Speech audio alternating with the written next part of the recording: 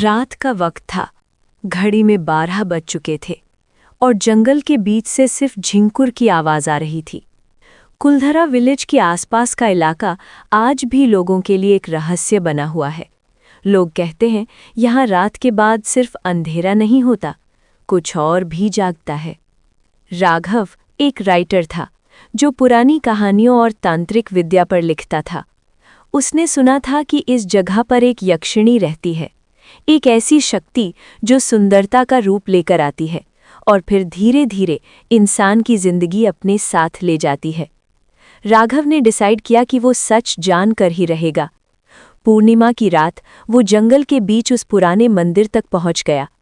हवा ठंडी थी और मंदिर के अंदर पुराने दिए जले हुए थे, जैसे कोई पहले से उसका इंतजार कर रहा हो।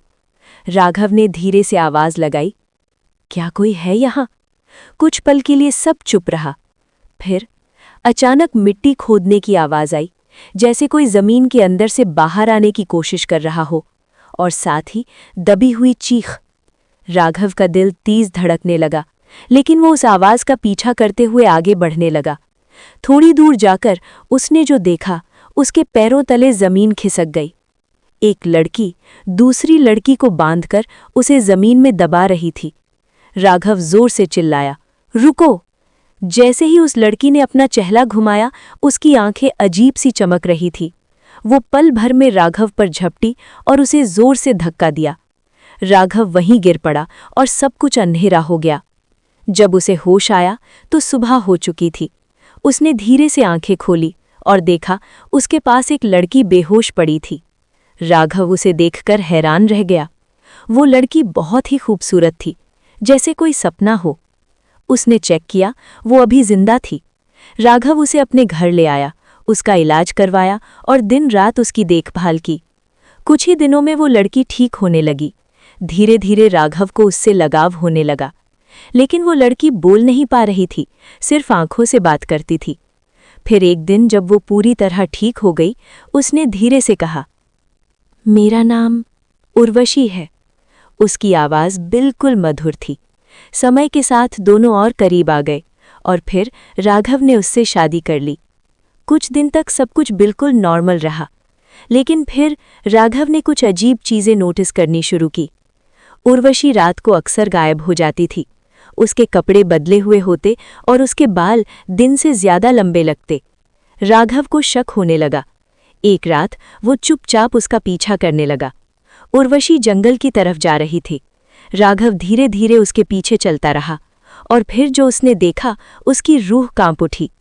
उर्वशी एक आदमी के पास झुकी हुई थी और उसका खून पी रही थी। राघव के मुंह से आवाज तक नहीं निकली, उसके हाथ कांपने लगे। अचानक उर्वशी ने अपना चेहरा ऊपर उठाया। उसकी आंखें अब इंसानी नहीं थी। वो धीरे से मुस्कुराई। तुम्हें नहीं आना चाहिए था। राघव पीछे हटने लगा।